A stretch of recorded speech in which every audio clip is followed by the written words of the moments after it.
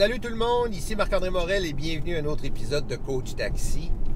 Aujourd'hui, on a avec nous, je vous le dis, les mots sont pesés, c'est un héros, vous allez comprendre pourquoi. J'ai avec moi un pompier, le pompier dont on parle depuis quelques mois déjà, depuis que son livre, un livre absolument remarquable, écrit comme digne d'un écrivain, un grand écrivain, c'est L'Appel du feu, le récit d'un pompier québécois, un récit authentique et touchant. J'ai avec nous son auteur, le pompier à la retraite, Richard Kelly. Bonjour, bienvenue dans le taxi. Salut, wow, merci pour la belle introduction. Ouais. Wow. Mais écoute, merci d'avoir fait ce livre-là. C'est un livre que moi j'ai eu la chance de l'avoir avant qu'il soit nécessairement même imprimé. J'ai avec moi là, juste une partie de ce que j'ai surligné dans ce livre-là.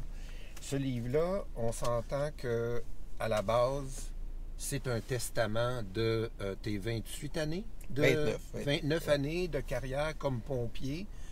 Parle-nous de ça, la genèse du livre, pourquoi le livre, qu'est-ce qui est derrière la raison d'être du livre, mais aussi la motivation de faire ce livre-là? Tu vois, j'ai pris ma retraite en 2021 comme pompier à la Ville de Montréal. Puis, depuis 2021, j'ai toujours aimé, de toute façon, avant d'être pompier, les mots, écrire et lire. En 2021, j'ai pris ma retraite suite à une blessure au dos et à l'épaule. Puis... Mais tu avais donné 29 ans. Oui, j'avais donné 29 ans. Puis durant les 29 ans, j'ai toujours écrit des petits textes, soit sur mon téléphone, sur des bouts de papier à gauche et à droite.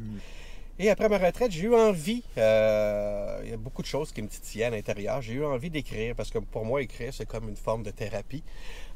J'ai commencé à écrire, j'ai publié un texte, 2 textes, 3 textes sur Facebook, puis ça m'a pris tout le courage au monde pour le faire. Un coup, je l'ai fait. Parce que tu es un introverti, ouais, parce que tu es une personne humble. Fait que c'est pour ça que ça t'a pris du courage. Parce qu'on s'entend que le courage pour un pompier, c'est la denrée numéro 1. Fait que là, on a de la misère à croire ça. Fait que je voulais juste dire que c'est parce que ta nature, ta personnalité est une personnalité. On se dit-tu en passant parce qu'on se connaît dans la vraie vie. On s'entend que la question de l'humilité, donc c'est... Tu as posé ce geste-là. C'était quand, ça, les textes Facebook? C'était... Cette année, l'année passée? L'année dernière, à l'automne dernier. Puis, comme je te dis, ça m'a tout pris pour peser sur Enter. Je l'ai fait. Les réactions ont été immédiates parce que je suis dans une grande communauté pompiers et pompières. J'ai eu beaucoup de messages Messenger et tout. J'en revenais pas. C'était un texte pour me faire du bien, mais je me suis aperçu en même temps que ces textes-là faisaient du bien aux autres. Qu'est-ce que tu racontais là-dedans? Je racontais des épisodes de ma vie, surtout derrière l'uniforme. Qu'est-ce qui se passe dans la tête d'un pompier lorsqu'il est confronté à certaines situations qui sont, on peut le dire, très, très négatives, que le commun des mortels, on pourrait dire, ne voit pas tout le temps. C'est positif parce que tu peux sauver une vie, mais c'est négatif dans le sens par rapport à ce que tu vis. C'est l'horreur. Oui, ça peut être, tu sais, t'es face aussi au danger, mais aussi à la mort. Oui, on est toujours face à la mort, puis c'est négatif également parce que j'en ai perdu des vies dans mes bras aussi. Là. Il y en a beaucoup de vies qui se sont éteintes dans mes bras et pas juste dans les miens. Mais je me suis aperçu que ça faisait du bien. Fait que j'ai écrit un 2e texte, un 3e texte, jusqu'à temps que quelqu'un décide de prendre mes textes et de les envoyer à un éditeur que je ne savais même pas, sans le savoir. Et l'éditeur a communiqué dans la même semaine avec moi pour me demander si j'étais prêt, si je voulais relever le défi d'écrire un livre. Moi, ça a toujours été un peu mon fantasme, entre guillemets, depuis l'université, écrire un livre. J'avais mis ça de côté avec ma carrière pompier et avec la famille. Donc, mais tu l'aurais-tu fait? Je l'aurais jamais fait, non. C'est incroyable. Mais il y a bien des gens qui veulent absolument être publiés, qui font tout pour être publiés. Ils envoient des manuscrits aux éditeurs, puis ils sont refusés. Toi, tu as quelqu'un qui l'a fait dans ton dos, et puis que finalement, tout de suite, moi je le sais, là, c'est l'acceptation totale. L'éditeur, je le connais, puis je sais que quand ils ont commencé à recevoir tes premiers textes là, du livre comme tel, là, que tu avais décidé de « OK, je vais le faire », tu les as fait pleurer. le script éditeur, tu as fait pleurer. Tu as fait pleurer les gens qui sont derrière toi pour la promotion du livre. Tu as fait quoi, là, une douzaine d'entrevues déjà dans le Québec et dans le Canada français, on pourrait dire. Puis ton livre a déjà commencé à se vendre en France, même s'il n'est pas encore rendu là-bas, parce que ça a fait du chemin déjà. C'est tout. T'es dans le palmarès des meilleurs vendeurs, je le dis. Ce livre-là, si vous ne touchez pas à ça d'ici les prochaines minutes, attendez la fin de l'entrevue, mais c'est remarquable que tu es pompier. Et la plume, mesdames et messieurs, vous n'avez pas idée, c'est une plume que même Isabelle Maréchal puis les gens qui t'ont interviewé te posent la question, est-ce que c'est vous qui l'avez écrit? Oui. Et oui, c'est le pompier. Écoute, on va le dire, ça fait 15 ans ça fait depuis l'âge de 15 ans qu'on se connaît, ça donne comme ça. Depuis l'enfance. On a été sauveteurs ensemble, on a fait l'équipe de water polo de Montréal ensemble, on a fait les mauvais coups ensemble, c'est extraordinaire. On s'est perdu de vue. La partie où tu étais pompier puis père de famille, tout ça, on s'est perdu un peu de vue. On s'est retrouvés, on était sur les piscines ensemble, là, comme on dit, comme sauveteurs. Tu avais déjà, toi, cette incarnation-là qui t'attendait. Mais ce que je savais pas, même quand on faisait du vélo à nos 15, 16, 17 ans, on était tout le temps ensemble, je ne savais pas qu'en toi, il y avait un écrivain. C'est au-delà d'un auteur. Tu as une plume. D'une plume d'un grand écrivain. Là. Il y a de la poésie là-dedans. Écoutez, mesdames et messieurs, on va y aller tout de suite. Il faut absolument que je vous lise certains bouts. Oui, je le sais, je conduis. C'est correct qu'on arrive dans un stationnement. Mais honnêtement, cette partie-là de toi que je connaissais pas, qu'on doit se secouer un peu, imaginer qu'un pompier écrit comme ça, c'est tout à fait remarquable. Je m'arrête un instant. Il faut absolument qu'on écoute ça. Ce sont les mots qu'on n'a jamais prononcés qui finissent par peser le plus. Les regards échangés après une intervention difficile, le soupir long et discret avant de remonter dans le camion. On préfère le silence, plus sûr, plus discret. Alors on devient expert dans l'art du vide. Et c'est pas beau ça. L'écriture, elle est venue à contre-courant, c'est parce que c'est ça qu'on parle, comme un geste timide mais nécessaire. Qu'est-ce que tu veux dire, un geste timide mais nécessaire? J'ai jamais été sûr de moi pour écrire, surtout écrire au sujet des interventions. J'ai jamais pensé écrire, j'ai toujours gardé ça pour moi, donc c'était vraiment timide comme geste, mais lorsqu'on fait référence aux interventions ou quoi que ce soit, on n'a pas le choix de garder ça timide. C'est toujours la loi du silence pour garder nos émotions à l'intérieur. Oui, on va en parler de ça, la fameuse loi du silence. Mais nécessaire parce que c'est un exutoire. Tu es capable de prendre ta plume pour exorciser un peu ce qui s'est accumulé pendant des années. Moi, je dis en conférence, juste vite, je ne vais pas t'interrompre, là, mais vite, c'est ce qui ne s'exprime pas s'imprime. Il y a bien des gens qui ont déjà entendu ça. Donc, j'imagine qu'en 29 ans, il y en a des choses qui se sont imprimées en masse. Ah, tellement, tellement. Puis t'es pas le seul. Vous êtes des milliers comme ça, des centaines de milliers, des millions.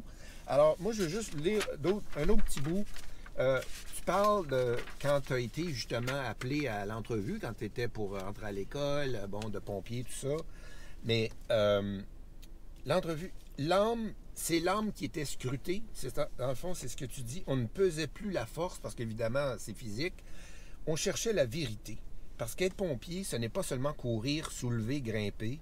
C'est comprendre ce qu'on est prêt à sacrifier et surtout, pourquoi on le fait. Alors, la grande question, pourquoi toi tu le fais? Ce métier-là, d'avoir dit oui, tu t'en allais en politique internationale. Oui, effectivement, je m'en allais en journalisme international. Puis ma carrière de journaliste qui n'a jamais débuté, elle a cessé assez rapidement lorsque j'ai relevé un défi à l'université d'une personne qui me dit « Toi, faut que tu rencontres mon père.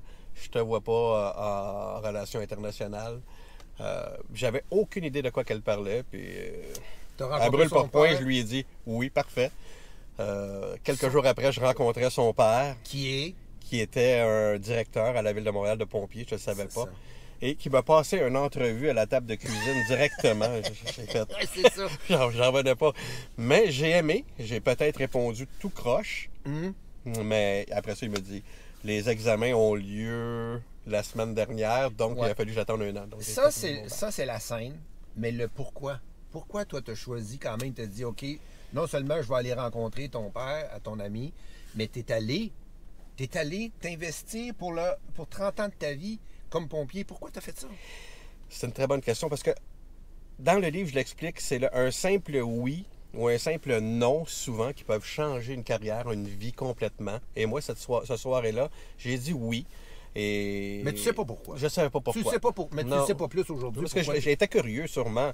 Et ma curiosité a été satisfaite lorsque je l'ai rencontré. Je me suis dit, waouh, j'aurais du plaisir là-dedans également. on a suivi nos cours de sauvetage ensemble. On a suivi on a commencé sur la même piscine à la ville de Saint-Léonard, un arrondissement de Montréal.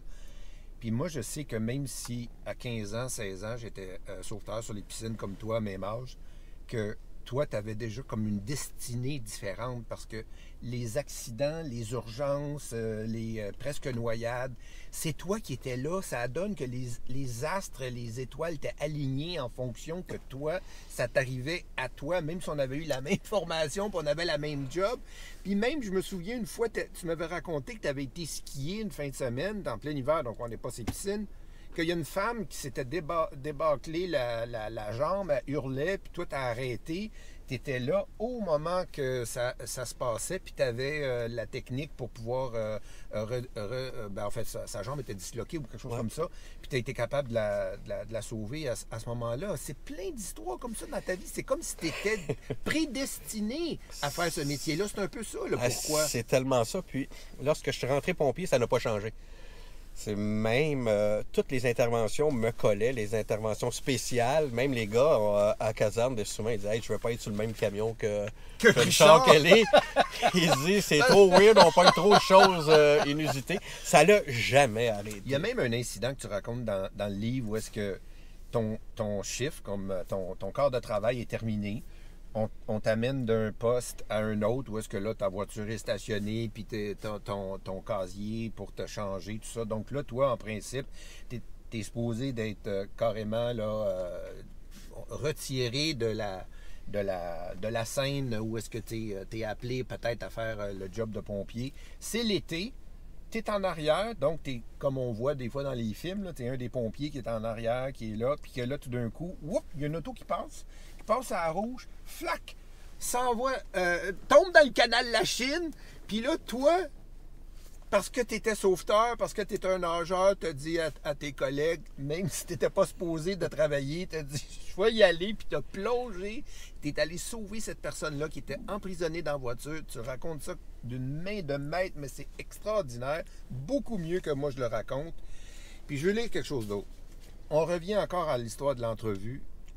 On te pose la question, serais-tu prêt à risquer ta vie pour un inconnu, pour un enfant piégé, pour un collègue que tu n'aimes peut-être même pas? Ça, c'est important parce qu'on en connaît des collègues qu'on n'aime pas.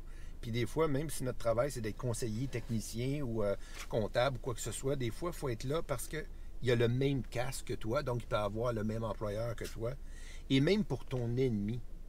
Toi, qu'est-ce qui s'est passé qui faisait que, peu importe, tu étais capable de mettre ton ego de côté, tes prédispositions, tes préférences comportementales, puis de personnalité autour de toi, puis de dire, moi, je suis là pour l'autre. Ça n'a jamais été une question pour moi. Ça a toujours été inné. Ça a toujours été. Comme je dis souvent, où j'aurais sauvé mon pire ennemi des flammes ou d'une situation. Puis les autres pompiers, j'imagine, c'est pareil. M'imagine aussi. La fraternité ne se criait pas. Elle s'infusait goutte à goutte dans l'effort. Ce n'est pas une fraternité de façade, c'est celle qui lie les hommes dans la tempête, qui veille en silence et semble dire « Si tu tombes, je suis là ». C'est remarquable.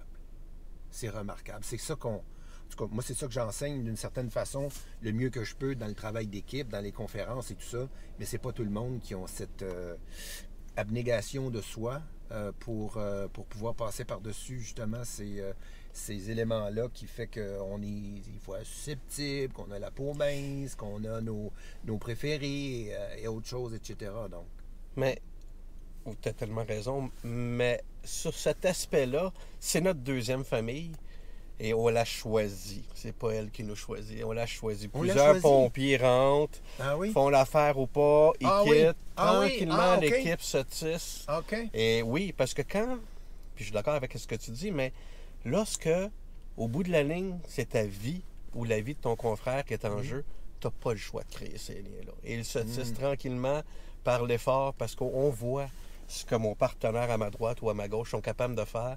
Et dans un feu, je pourrais te dire, on voit même pas notre main à travers un feu, mais je pourrais te dire où sont mes partenaires Quand même, hein? exactement. Ah oui. Qu'est-ce qu'ils font? Parlant de feu, on va aller à ta première intervention. Lorsque, dans le fond, tu avais gradué, on t'avait offert un poste à la Ville de Montréal, et là, tu arrives, et là, tout d'un coup, ton premier appel. Là, on est sur scène. Je lève la tête. Elle est là, à genoux sur le trottoir, en robe de chambre à moitié brûlée, noircie, le regard vide, la peau des mains fondues, pendantes. Please, help me, please. Qu'est-ce qui se passe à ce moment-là? Ton cœur s'arrête. Ton cerveau s'active. C'est incroyable. C'est que ton cœur, tu vois cette personne-là, puis quand je l'écris, la peau, elle continue à brûler. Elle dégouline, comme des gouttes d'eau, on pourrait dire. Elle est devant toi, elle souffle le martyre. Tu veux l'aider, en même temps, tu veux aviser tes confrères, tu veux pas te retirer d'une intervention, parce que, comme je te disais, les confrères, ils savent où ce que tu es. Qu'est-ce que tu fais en ce moment-là? Donc, si je me retire pour m'occuper de cette personne-là, mais j'enlève un atout clé à l'intervention. Donc, on doit aviser et tout. C'est ce que j'ai fait. Les communications étaient très, très difficiles parce que cette personne-là, on la cherchait en dedans, puis elle avait réussi à sortir, mais elle était tombée encore devant moi. Donc, mais là, on s'entend là, que, je veux dire, on écoute la télé, on voit des films, on voit des séries, on va à l'école de pompiers, ah ouais, let's go, on fait des scénarios, on a été sauveteurs pendant des années, et là, t'arrives, puis là, c'est comme on dit en anglais, c'est ça, c'est this is real, là, c'est là, t'as pas un script là, à suivre. Là. Il y a une forme d'instinct, j'imagine. Oui, tu peux pas regarder en arrière de toi pour dire qui va s'en occuper. En plus, c'est toi. C'est toi. T'es le dernier rempart, tu dois t'en occuper. Donc, il y a un instinct qui embarque, qui n'est pas enseigné à l'école, qui ne s'enseignera jamais. Ça te rentre dedans. Et, comme je te dis, le cerveau s'active et là, tout commence. Là. Je veux terminer avec... Je crois que notre plus grande peur, en devenant pompier, ce n'est pas de brûler ni de tomber sous les décombres. C'est d'échouer.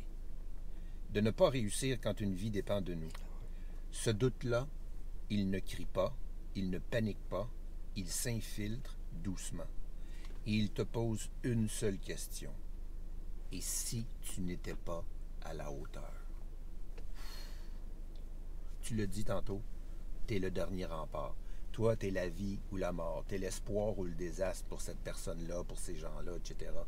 Comment on fait pour avoir ce sentiment-là? Il y en a qui parlent du sentiment d'imposteur. Quand ils font une vidéo YouTube, on s'entend que là, on est ailleurs. Là. Donc, comment on fait pour justement faire en sorte que même si on a peut-être un petit doute qu'on n'est pas 100% prêt, qu'on n'est pas parfait, qu'on faut le faire quand même, puis on le fait le mieux qu'on peut?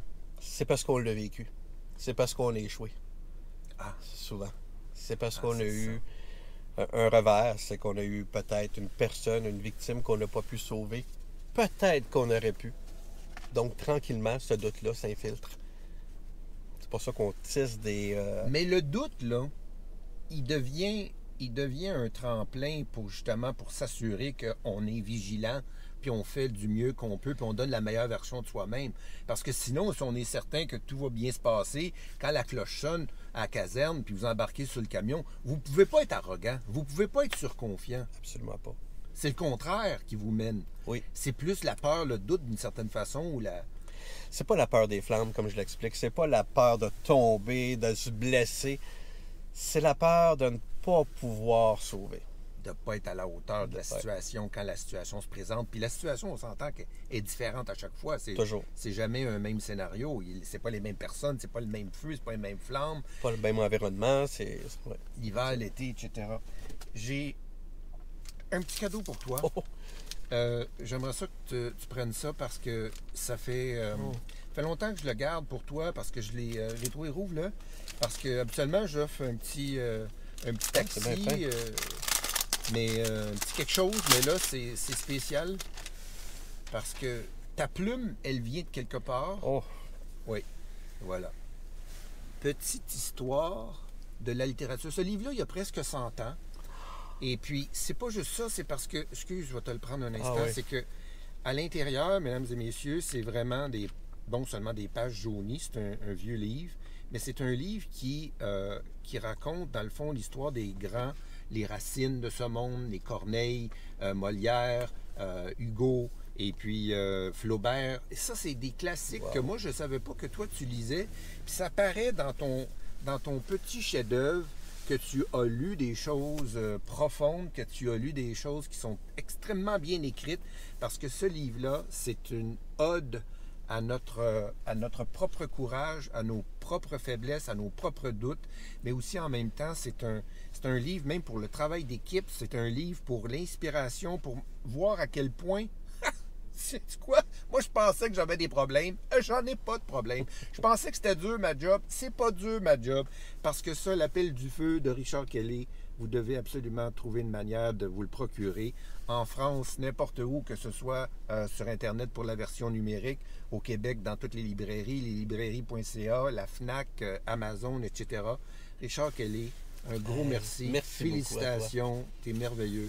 Puis en passant, on le dit-tu? C'est qui t'a envoyé... Oui, la personne qui a envoyé mes textes à l'éditeur, c'est toi.